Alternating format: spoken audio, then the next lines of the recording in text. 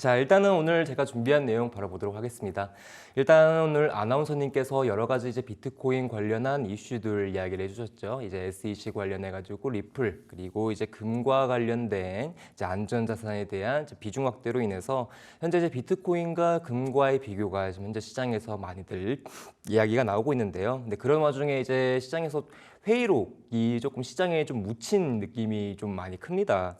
제가 이전 방송에서도 그리고 제가 첫 출연하면서도 얘기를 드렸지만 시장의 유동성에서는 역시나 제일 영순이라고 봐야 되는 미국의 연준, 미국의 중앙은행이죠. 미국의 중앙은행에 대한 통화 정책이 시장의 유동성에 대해서 이제 어떻게 보게 되면은 손해지고 있다라고 볼 수 있기 때문에 미국 중앙은행이 어떤 통화 정책 방향을 가는지, 그리고 어떤 FOMC가 끝나고 나서 내용이 어떻게 나왔는지, 그리고 오늘자 FOMC죠. 5월 FOMC에 대한 회의록이 지금 어떻게 나오느냐에 따라 시장 방향성, 그리고 시장의 유동성과 금융시장의 전체에 영향을 주기 때문에 이런 회의록이 좀 중요하다 이야기를 드리고 싶어서 내용을 가져왔고요. 제가 보기에는 오늘 이게 주요 핵심 내용인데 아마 시장에서는 이제 엔비디아 관련해가지고 이야기가 좀 많이 나온 것 같습니다. 일단 내용 보도록 할게요. 자, 시장 FOMC의 무관심, 자, 연준 내부 스태그플레이션 공포의 확대라는 내용과 함께 내용을 준비해봤습니다. 자, 일단은 5월 28일 뉴욕 증시 마감, 아까 우리 아나운서님께서도 말씀 주셨었죠. 3대 지수 모두 하락세로 마감을 했는데 사실 이제 포인트뷰로 보게 되면 여러분들 아마 이렇게 보는 게 더 편할 거라고 생각을 합니다.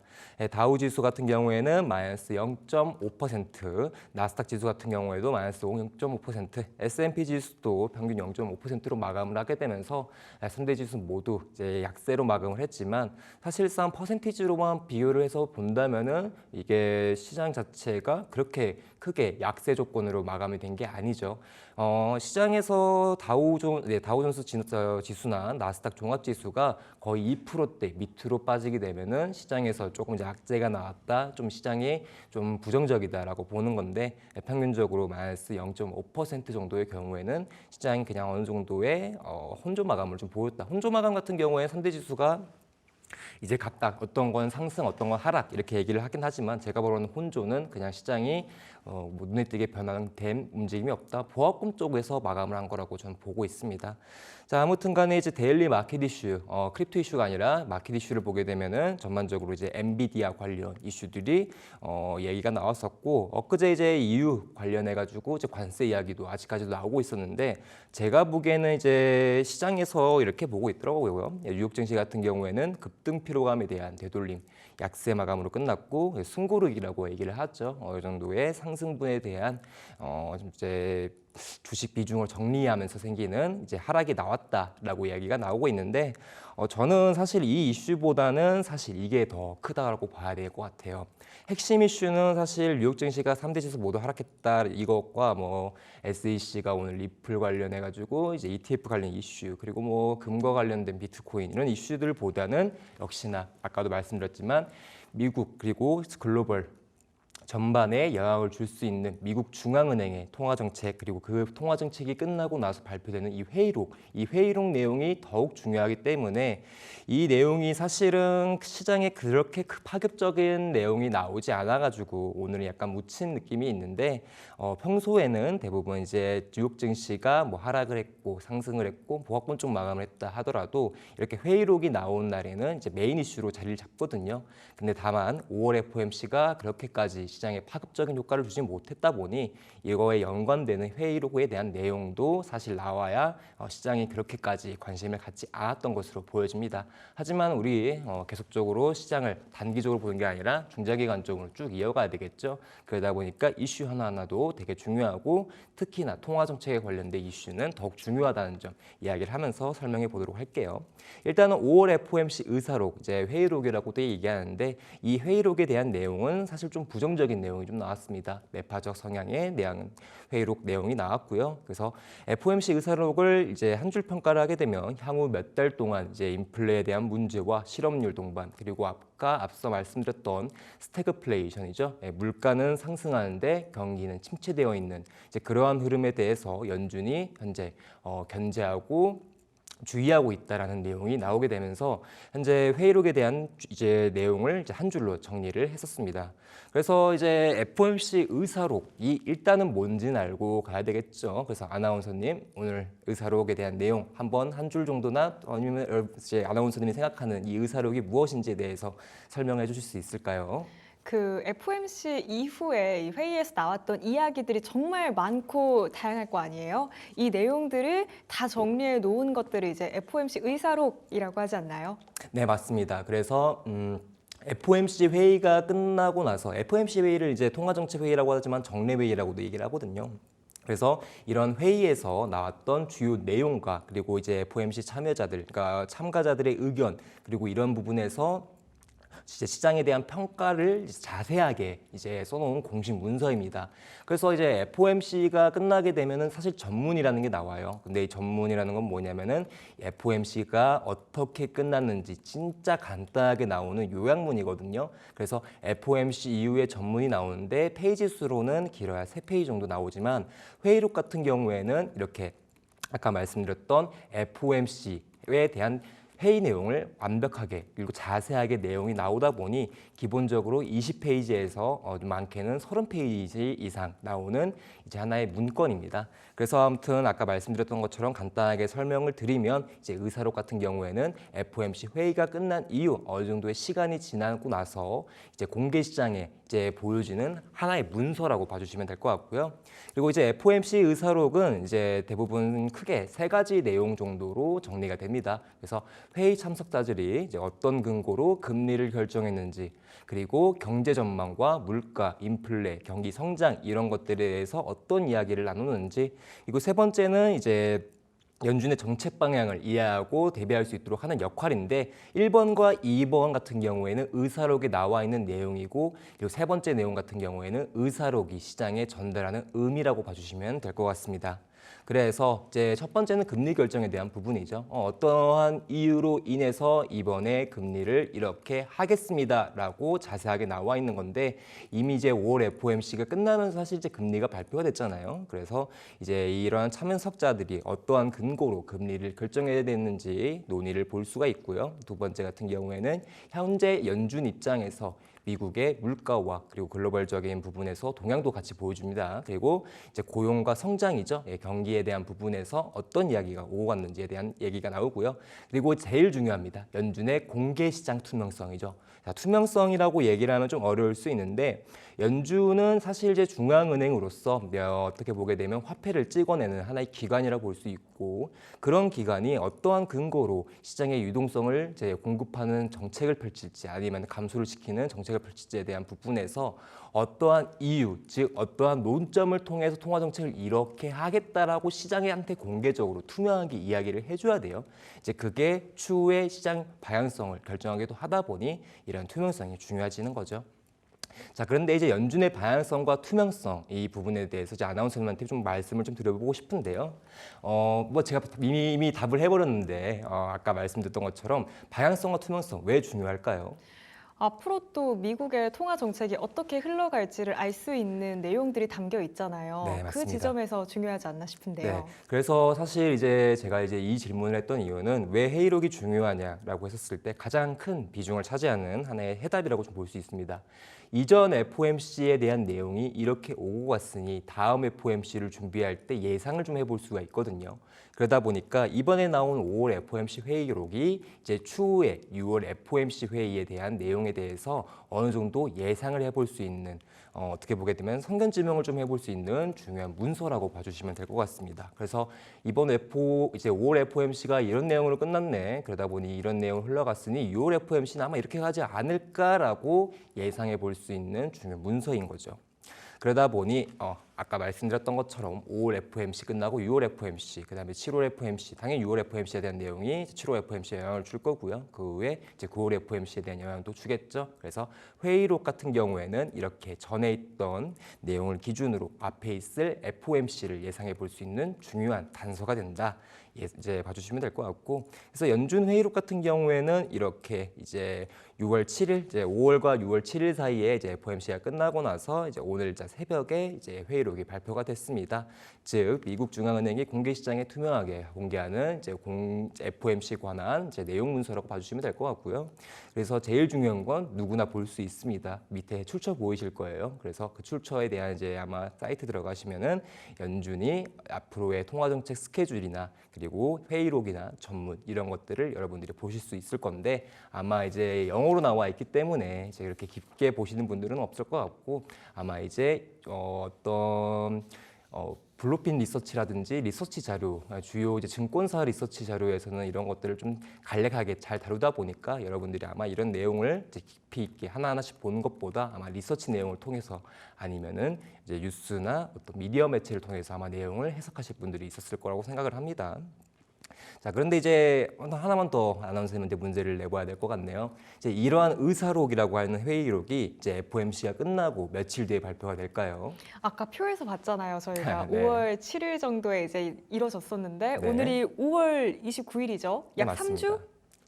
맞습니다. 3주 정도에서 그냥 21일 정도 되는 시간이 21일에서 지나고 나서 24일. 네, 맞습니다. 그래서 회의록은 항상 FOMC 회의가 끝나고 나서 3주 뒤에 발표가 되기 때문에 네. 여러분들도 이렇게 하나의 스케줄을 좀 알아두시면 좋을 것 같아요. 그래서 당장 FOMC가 끝났다 하더라도 추후에 이런 의사록 발표가 시장에 또 파급적인 내용이 담겨져 있다면 시장 변동을 주기 때문에 이렇게 의사록이나 의사록이라고 하는 회의록이 발표한 날에는 사실 이제 거래를 하지 않는 게 좋습니다. 그리고 기본적으로 새벽 3시 정도에 우리나라 시간 기준이에요. 새벽 3시 정도에 발표가 되니까 참고해 주시면 좋고요.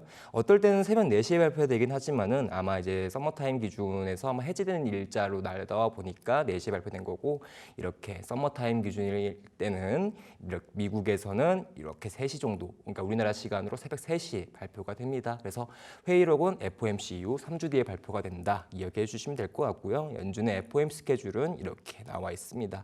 1월부터 현재 12월까지 나와 있고 그래서 여러분들한테 매번 암기하라고 했던 내용이죠. 1818, 사실은 이제 19인데 FOMC 같은 경우에는 1년에 8번 정도 진행을 하고요. 8번 정도가 아니라 8번 딱 진행하고요.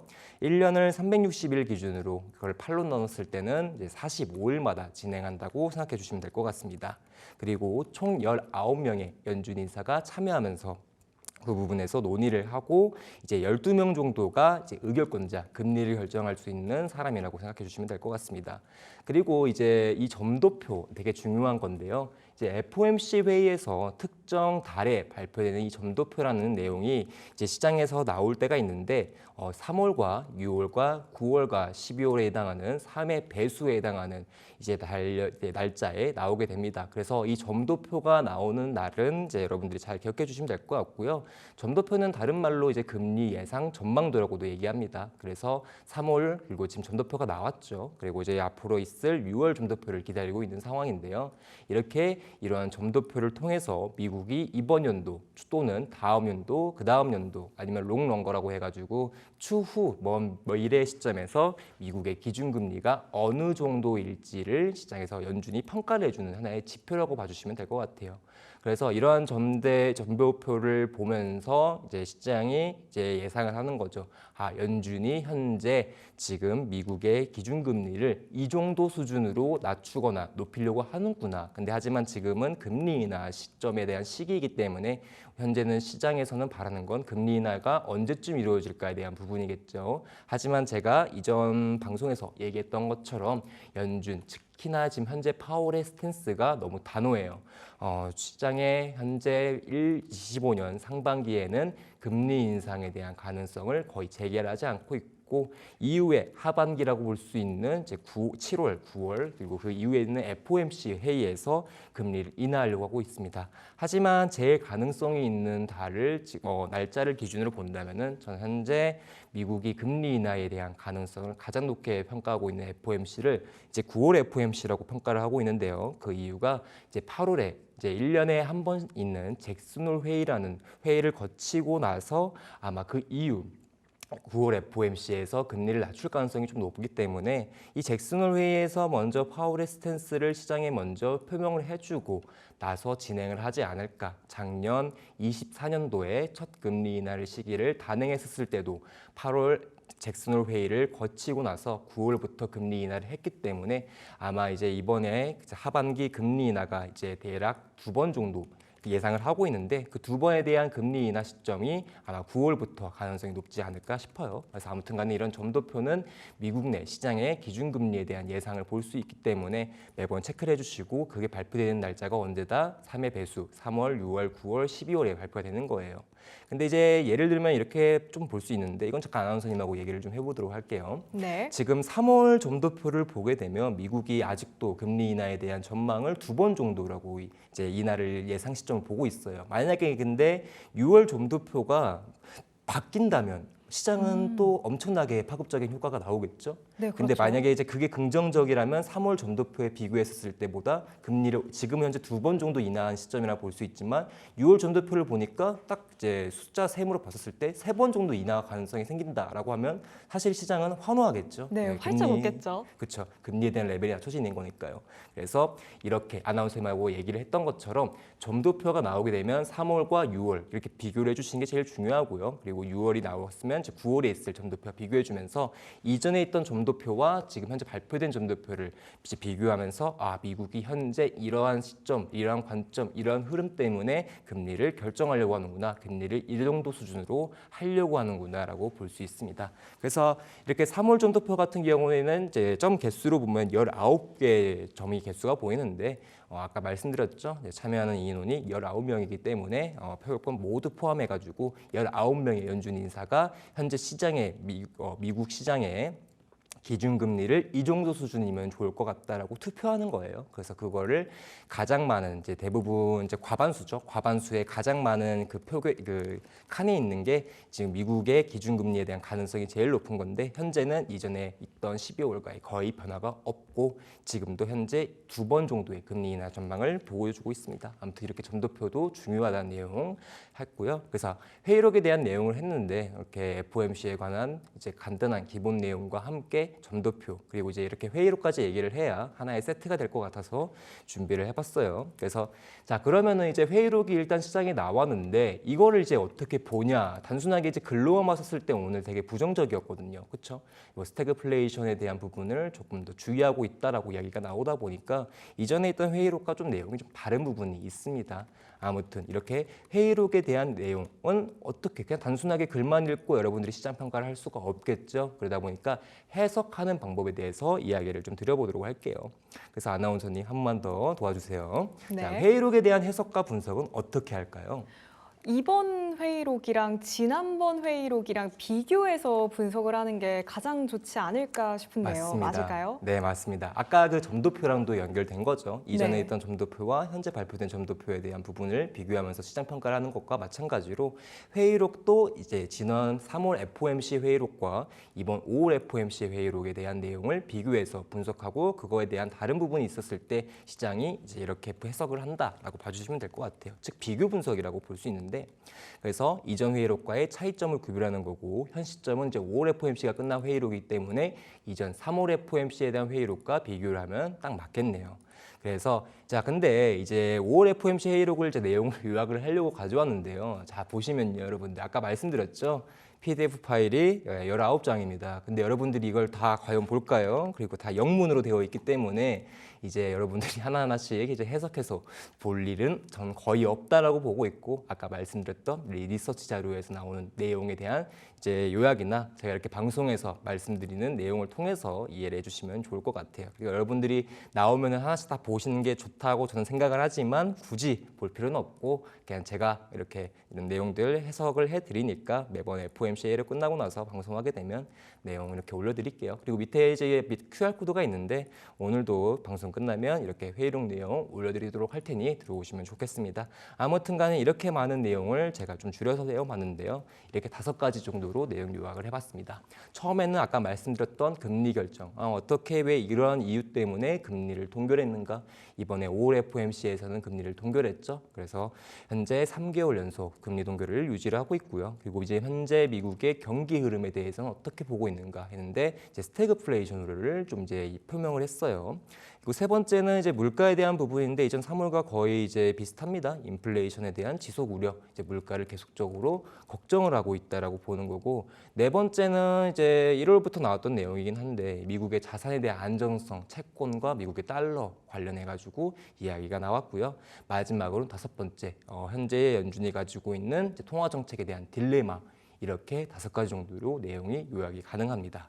그래서 첫 번째는요, 금리 결정 다들 아실 거예요. 5월 FOMC 끝나고 현재 미국의 기준금리가 어느 정도 수준인지 아실 테니까 연준은 기준금리를 연 4.25에서 4.5%로 현재 세 번의 FOMC에 이제 1월과 3월, 5월까지 연속 동결하면서 세 번째 연속 동결을 진행을 했고요.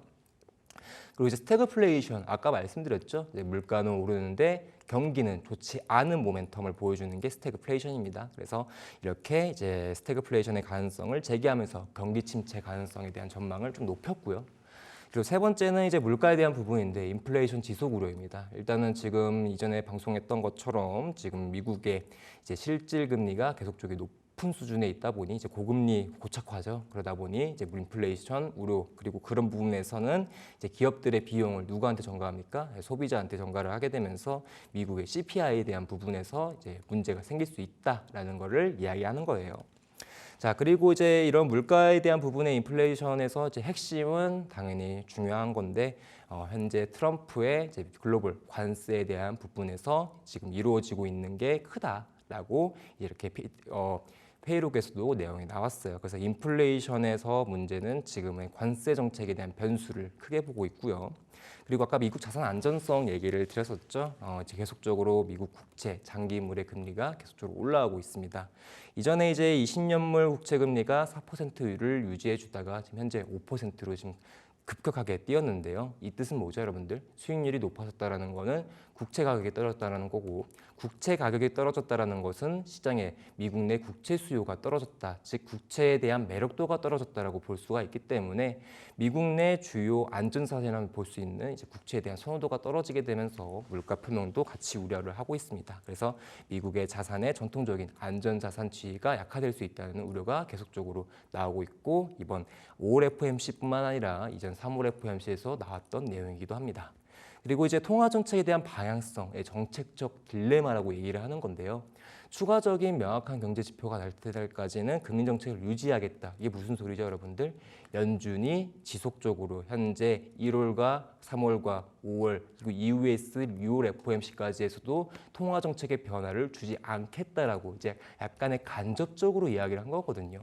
그러다 보니 이런 정책적 딜레마가 왜 나오냐에 대해서 이제 아나운서님 한 번만 더 도와주시면 될 것 같습니다. 네. 자, 늘 딜레마라는 내용을 잘 모르시는 분들이 있을 것 같아서 혹시 통화 정책과 관련돼 가지고 연결해서 딜레마를 설명해 주시면 정말 좋겠는데 가능하실까요? 이야, 이거 문제가 또 네. 어려운데요. 딜레마라는 거는 왜 A를 택하냐, B를 택하냐 그 사이에서 왔다 갔다 할 때 A를 택하면 이런 지점이 안 좋고 B를 택하면 또 이런 지점이 별로고 이럴 때를 우리가 딜레마에 처했다라고 표현하곤 하잖아요. 맞습니다. 이거를 통화 정책과도 엮어내려면 어떻게 설명을 드리면 좋을까요? 일단은 두 가지 관점을 볼 수가 있는데 아까 말씀드렸던 것처럼 딜레마 설명을 너무 깔끔하게 잘 해주셔가지고 자, 화면 보시면 말씀드릴게요. 딜레마라는 건 아까 우리 아나운서님이 말씀 주셨던 것 중에 이제 선택권이 두 가지 이상이 존재를 할 때 이거 선택을 해도 문제가 생기고 저거 선택을 해도 문제가 생기니 최선의 선택 방안이 없는 상태를 이제 사실 딜레마라고 얘기를 하거든요. 그러다 보니 지금 연준이 가지고 있는 이 딜레마의 입장은 이거겠죠. 금리 인하를 할까 아니면 금리 인하를 할 수 없는 지금 현재 동결 상태를 계속 유지할까 이거예요. 이도저도 못하고 있는 상황이거든요. 동결을 계속 유지하다 보면은 사실 미국 내 경기에 대한 부분에서 좋지 않은 흐름이 나올 거고 그렇다고 금리 인하를 하게 되면은 물가가 다시 이제 오른다 보니 현재 지금 국채 수익률에 대한 부분에서도 연결되다 문제다 보니까 사실 통화 정책에 대해서 이렇게 정할 수도 저렇게 정할 수도 없는 거겠죠. 그리고 추가적으로 이전부터 전통적입니다. 이제 FOMC 회의를 즉 연준이 FOMC 회의에서 어떤 통화 정책에 대한 방향성 또는 금리 결정을 이제 할 때 이제 하나의 이중 책무라는 숙제를 가지고 이제 이야기를 해요. 이전 방송에서도 매번 얘기를 했지만은 이제 미국 내 물가 수준과 그리고 미국 내 고용 수준 일단은 1차적으로 이 두 가지를 가지고 이야기를 하는데 이 두 가지 요소를 비교하면서 통화 정책을 합니다.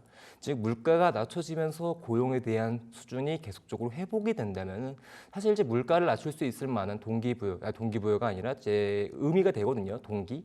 그러다 보니까 이제 이렇게 시장 자체가 좋으면은 통화 정책에 대해서 좀 긍정적인 방향으로 갈 수 있지만 지금 시장을 그러지 않고 있죠. 고용에 대한 부분이 그렇게까지 높은 수준으로 올라오고 있는 건 아니고요.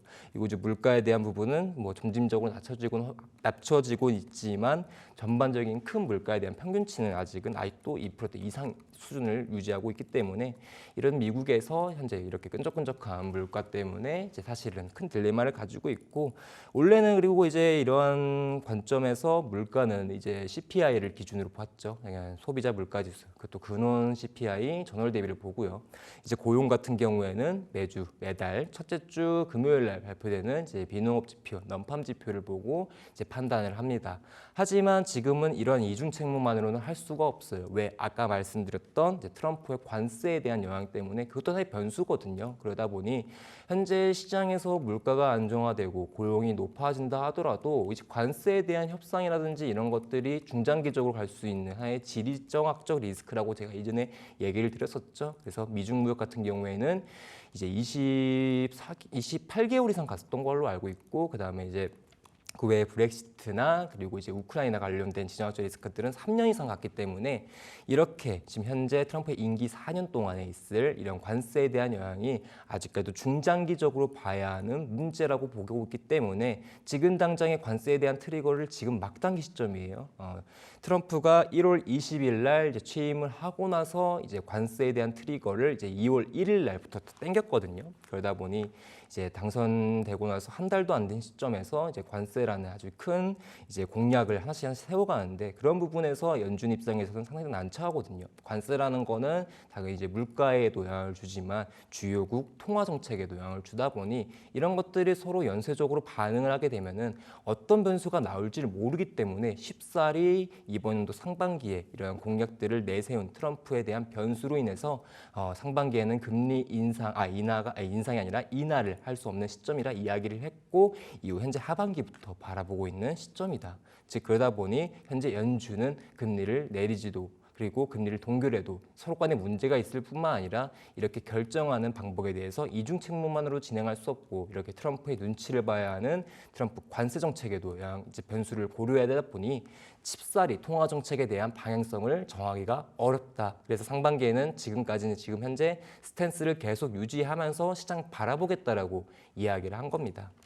그래서 이번 5월 FOMC 회의록을 요약을 하자면 이런 내용이겠죠. 이번 FOMC 의사록에 연준이 현재 경제 상황에 신중히 접근하고 있다라고 하는데 사실은 이거 내용이 1월하고 3월과 그리고 이전에 있던 청문회 상원 하원 청문회에서도 그리고 연준의 이제 기존 연설에서도 계속 나왔던 얘기이기 때문에 사실 시장이 그렇게까지의 영향은 없고요. 그래서 아무튼간에 3월과 5월 FOMC를 이제 비교를 하면 세 가지겠죠. 이제 핵심 주제 비교 그리고 정책 방향성에 대한 변화.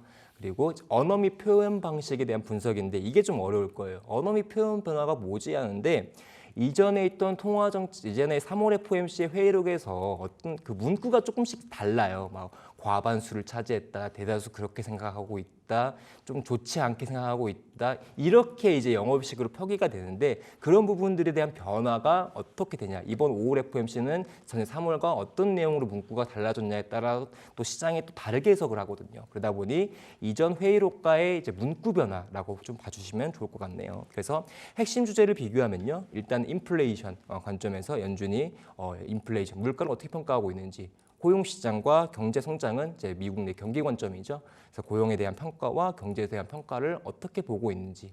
그리고 이제 정책 방향성에 대한 변화하기는 이번에 금리 결정을 했었을 때 어떤 이유 때문에 이렇게 했는지가 중요하겠고요. 그리고 양적 완화나 이제 긴축, QE, QT 같은 경우에는 이제 미국 내 자산에 대한 매입 또는 축소에 대한 부분에서 논의가 어떻게 이루어지고 있나 이렇게 얘기가 나올 수 있겠습니다. 그리고 세 번째는 언어 및 표현 방식. 아까 말씀드렸죠. 회의록에 사용된 또는 표현된 어조나 이제 문구가 달라진 게 있나 없나를 보는 거예요. 그러다 보니까 3월과 5월 FOMC를 비교해서 보게 되면 일단 금리의 전망은요. 이번 3월 FOMC와 5월 FOMC 똑같습니다. 연내 금리 인하 가능성이 좀 약화됐고 상반기는 거의 불가능하다고 보고 있고요. 그리고 이번에도 금리 동결을 했고 이번에 있던 3월 FOMC, 5월 FOMC 연속으로 연내 2회 금리에 대한 인하를 가능성을 제시하고 있기 때문에 금리 전망에 대한 변화가 있었을까요? 없습니다. 내용 바뀐 거 하나 없고요.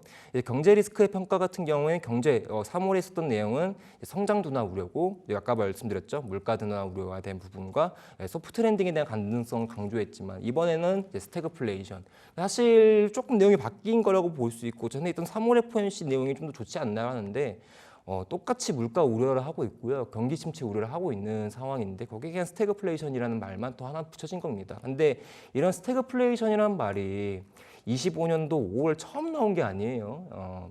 2022년도에서도 몇 번씩이나 나왔고 FOMC 끝나고도 23년도에서도 스태그플레이션이라는 말이 매번 나왔습니다. 의사록이 끝나고서도 FOMC가 끝나고 나서도 그리고 24년도도 마찬가지죠.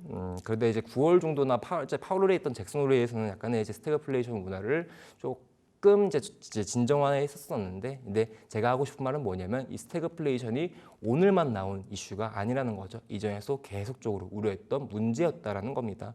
그리고 이제 인플레이션 평가는 계속적으로 똑같습니다. 둔화 기대, 지속 우려 이런 부분들이 있기 때문에. 이제 내용을 보게 되면 금리 전망, 경제 리스크 전망, 그리고 인플레이션의 평가가 다 똑같아요. 3월과 5월과 FOMC 내용을 봤을 때 크게 변화된 거 없고 그리고 파급적인 내용이 나왔냐? 그 내용도 아니거든요. 그러다 보니 이번 의사록이 시장에 영향력이 없는 이유 그리고 뉴스나 미디어 매체에서 이제 의사록을 주로 안 다뤘던 내용이 이 이슈가 뭐냐면은 큰 파급력이 없기 때문에 그냥 무난히 넘어가는 좀 묻혀진 이제 이슈라고 좀 봐주시면 될 것 같습니다. 그래서 이미 알려진 내용이 반복됐고 그러한 부분에서 시장에서는 이미 선반된 부분들이 많기 때문에 이번 회의록 나와봤자 시장에 영향 주는 거 없다라고 결론 지을 수가 있는 거겠죠. 하지만은 이제 부분에서 딱 두 가지는 아직 똑같다라는 거예요. 정책 불확실성이 아직도 지속되고 있고 그리고 시장과 연준 간의 시각 차이가 계속적으로 똑같습니다. 그래서 아까 말씀드렸던 것처럼 5월 FOMC 회의록이 나왔음에도 부정적인 어조가 몇 번씩 나왔음에도 시장이 그렇게까지 뚜렷하게 변화를 주지 않았던 이유는 뭐냐? 연준에서 주요한 인물이죠. 의장이 파월의 스탠스나 이런 연준의 평가가 계속적으로 지속적으로 똑같다라고 볼 수 있기 때문에 시장은 이미 이번에도 아마 이런 얘기가 나올 것 같은데 회의록에서 변화된 내용 없을 것 같은데 라고 먼저 평가가 됐고 이제 회의록이 나오자마자 이제 시장에서는 이제 이런 평가가 되면서 시장이 그렇게까지 뚜렷한 상승이나 하락이 나오지 않았다라고 해석해 주시면 될 것 같습니다. 간단하게 요약하면은 별거 없이 끝난 회의록이라고 생각해 주시면 될 것 같아요.